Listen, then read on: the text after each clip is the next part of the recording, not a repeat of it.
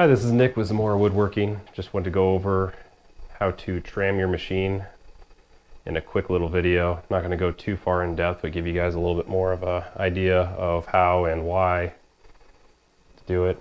It's been a little bit since I made a video. Just got over the sweet and sour sniffles, and also it was deer season, so getting back in the shop and starting to get some videos cranked out.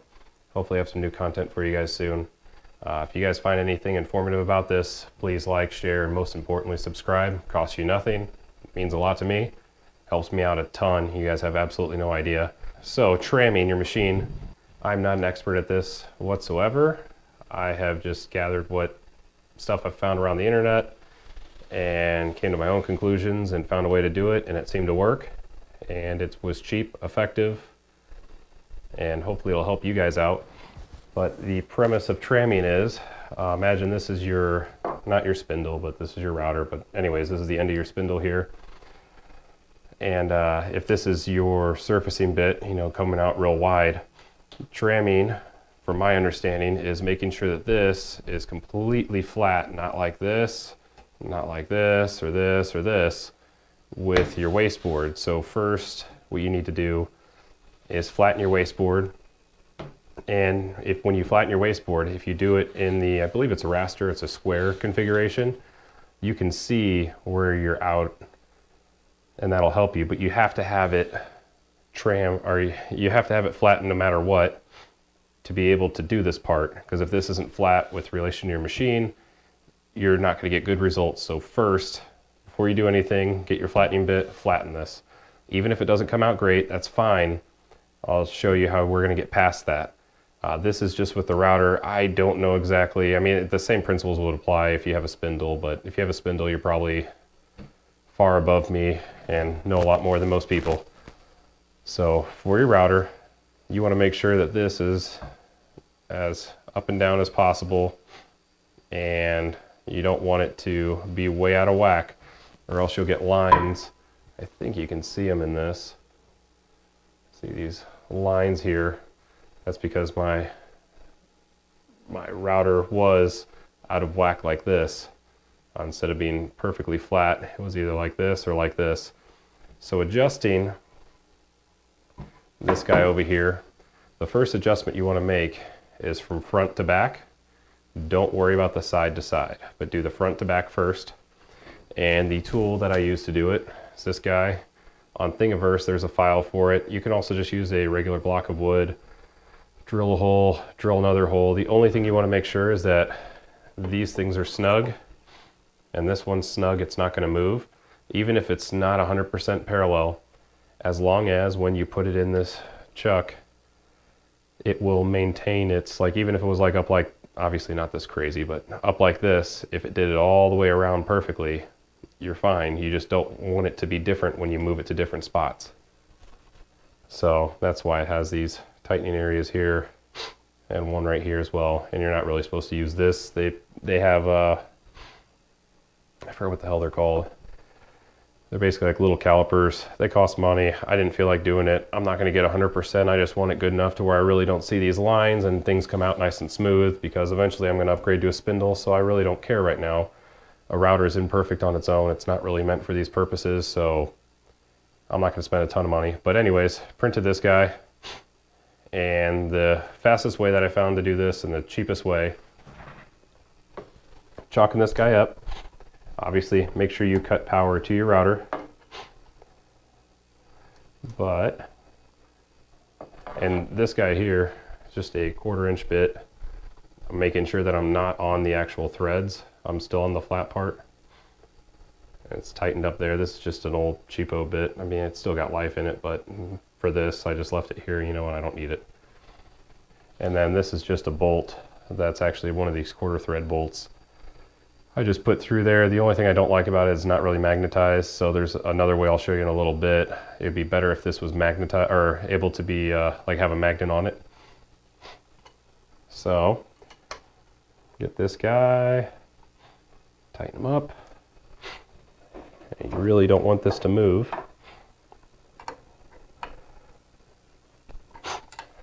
So, using this, what we are worried about first is rocking front to back, right?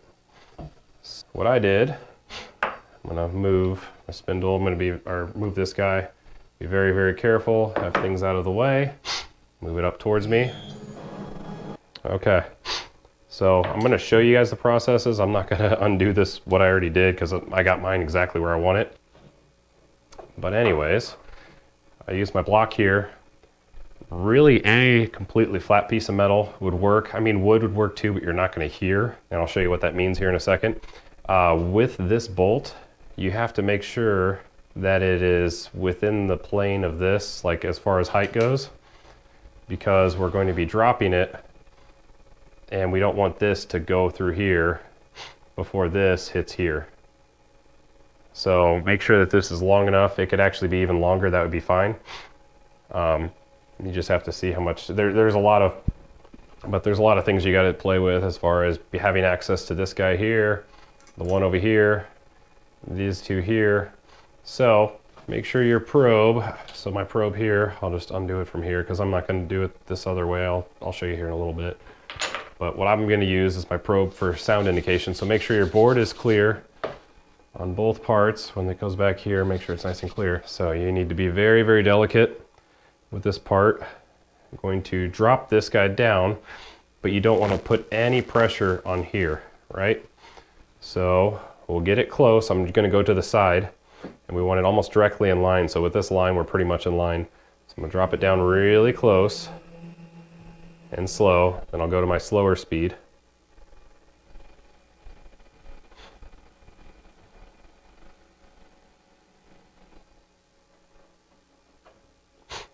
And we'll use the I'm going to move the whole thing that way a little bit.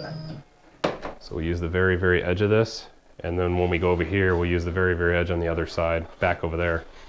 But right here, and I'll grab this guy here. Don't grab this. If you grab up here, you're going to mess with it a little bit. So I'd grab it here. See how you can hear it? Put my mic over there. So, listen. So that is pretty close. We'll go up just a hair. Too much. All right, that's basically where it's going to be at. I don't have much more room unless I unhook this and move it by hand, but I mean, we're just barely touching. So the premise of having this long bar here is we're going to accentuate the error that's there all the way out to a giant moment arm. So if we get it super close with this, when you get to a super small bit, like this is acting as if it was a massive clearing bit, right? But if we got it to where this was good, your error down here is going to be almost nothing.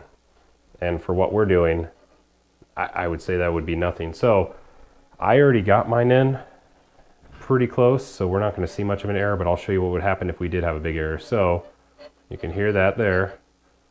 We're going to bring it on around. And this one, you do not hear it, but I can see it's just a little piece of paper. Actually, I might end up doing this one a little bit.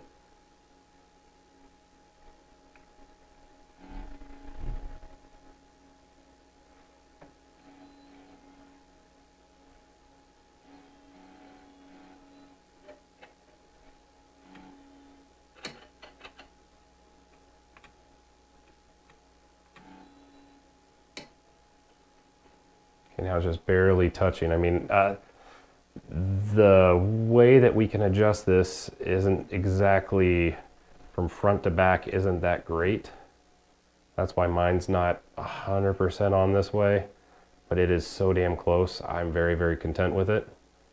I can look at my screen and it's barely off, but you can hear it over there. If I brought it all the way around, you can see here, I mean, it is just barely missing that guy. It needs to go up just a hair. So I'm content with that, but say that we'll just do it this way so it's easier for demonstration. But say back here, you're touching, right? And when you come all the way around, I'm going to move this. say when you came all the way around, right? You were like way off. See, no way that would touch there. What you would do is you take out, so see right now I don't have access to these. That's the bad part. I mean, about the length of this, so if I had a longer screw here, I'd use a longer screw and then I would have access. But we bring it on up. Now make sure to move this out of the way where you are not going to hit it or turn it off, whatever you need to do to be safe. Take these 4 bolts out very, very gingerly. Now, in our example, I'm saying that this was missing and this part was on. So that would mean that we are kicked out this way. Obviously not this much, but just a little bit, right? So we'd want to correct it this way. So what we do is take these out. Depending on how much you're off by, you grab some. So this one is kind of a crude way of doing it as far as front to back goes. So if we're off like this, obviously we need to push this part out more to get us to where we need to be. So in this example, do is take these 4 out, right? Then you have a flat surface from here to here, and then there's a flat surface from here to here. We take some of this tape, maybe 2 to 3 layers, depending. I mean, it doesn't have to be too thick, but I wouldn't use anything besides a metal tape. This is aluminum tape you can get it at Home Depot or anything else. And you put it from here all the way across to there, make a little tiny square. So depending on your thickness, it's going to kick this top part out towards us, which would, if we kick the top part out, it's going to kick us back into square. Then tighten these guys back up. Don't go crazy with tightening these because you are tightening these screws into aluminum and it's not very good to do. I've seen them strip out on many, many people. Don't go crazy because you may have to do this a couple times. I had to do it like 3 times because I didn't have it exactly right. And really your adjustments are the thickness of this tape, depending on where you place it. So you can also, I guess, adjust it down if you want less, adjust it up if you want more, or add more layers of this tape. I wouldn't use blue tape or anything else because that stuff can compress. So for our demonstration, we took this off, we set it to the side, we added tape there, we go back and check again, see if it's hitting or not, and depending on which way that is, then you got to add tape, either add more tape, add less tape, or move it up or down until you get it to where this is super close on either side. If it's super close with this giant moment arm on it, these small little bits you use, you're not going to see stuff like this. So, for our argument's sake, let's say we got that, right? Now we're going to move on to our side to side. So we got all that done. We're like, all right, let's do side to side while we're here. Side to side has a lot more fine details in it. You can get it a lot closer. There may be other ways to do this. There may be better ways. This is the way I found it to work. It was quick, dirty, easy, cheap. So if you find someone else, by all means follow them, do whatever they say. I just found this to work and I do not have these lines anymore. I'm completely happy. So did the same thing, got this guy, and obviously we're good front to back. And I came on down, move this to the side till we get close. Put on slow speed, that's slow. It's fast, medium, slow. So I go to slow once you get close, but keep this out of the way till you get there because you really don't want to bend and crack this. So bring it on down, on slow. And I'm going to move this while we're doing it. Oop.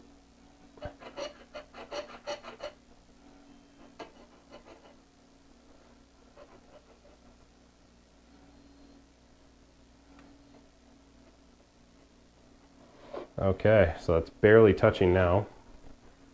Move that guy out of the way. Swing on around. See, that's barely touching now. So I mean, this side's very, very easy, but what you do here is, see, I'm running the same damn problem again. These bolts here, these 2 bottoms, and also when I did mine, I put it in the middle one. Whenever you're surfacing down here, you're probably going to need to be in these guys here, which are they're the upper holes, but they're actually the lower holes because that makes everything drop down so you can get to here. This gives me a bit more flexibility, so I'm doing it right here. Anyways, this guy here, what you want to do for your side to side is loosen all these up until you can kind of rock everything around, and then keep. So for our sake, let's say this guy here, I'm going to move up and exaggerate it. Say it was way up here, right? That was way up there. That would tell us that we're out here. Obviously this is exaggerated, but we're way over here, so we need to correct this way. So loosen all these guys up and see, you know, how close. Say we were super close over here and we were touching over here, and when we came over here we're out. Well, you don't want to correct that entire distance. You don't want to bring this all the way down that whole distance. You want to do about half that distance. Bring it on down around half that distance, then kind of snug up just one of these. Don't go crazy on any of them. Just snug up one because we're just trying to get it like that. Snug it up, then recheck, and once you get it to where, I mean, it's just barely touch on either one, then go ahead and tighten these down. But again, do not tighten the hell out of these because they are very hard to get out. If for any reason you screw these up, because you're threading into aluminum is not very forgiving if you tighten it down too much or tighten it, you know, use them too much. You guys obviously contact Onefinity's technical support. They'll guide you for sure. The other thing in my job currently that we use, if we do use aluminum and we thread it because we work with models, is we use helicoils or keencerts, K-E-E-N-C-E-R-T-S, or helicoils, H-E-L-I-C-O-I-L-S.